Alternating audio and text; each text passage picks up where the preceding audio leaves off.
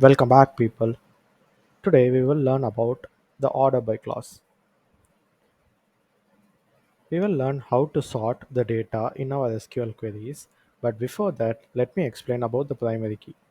If you saw our first video of SQL, you would have wondered why we put primary key as a keyword near the payment ID column. So we have a table called payments, and when you get into the columns, we have payment ID, name, and points as three columns. And as you can see here, there is a symbol of a key near payment ID column. In relational database, every table should have a primary column. A primary key column. The value of the primary key must be unique, and it should be able to uniquely identify the record in the table.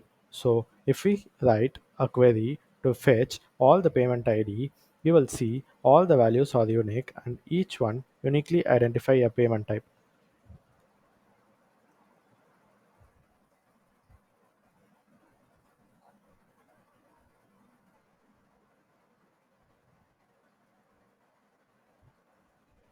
So as you can see, every single value in the payment ID column is unique and it can uniquely identify each row. So when you write a query to get all or some of the data as output, the data will be sorted with relation to the payment ID column in ascending order until specified otherwise.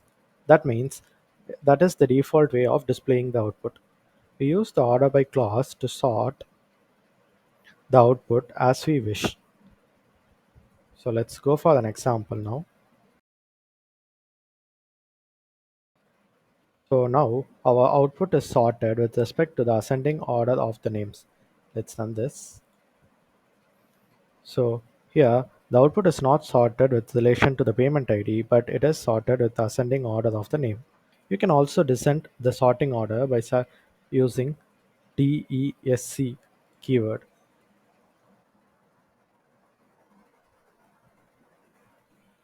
So now the output is sorted with respect to the name column, but in descending order. We can also sort the data with respect to multiple columns. Just use a comma and let's say payment ID.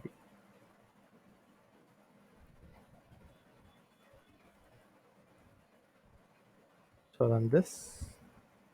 So this may not affect the table that we have now, but when we are working with a bigger table, it will work just fine. What you have to remember while using a multiple column to sort is that if you want to sort them in descending order, then you have to specify descending to each column. DESC to each column name. Even if we chose not to display a particular column as output, say points, let's write it first so that you can understand better.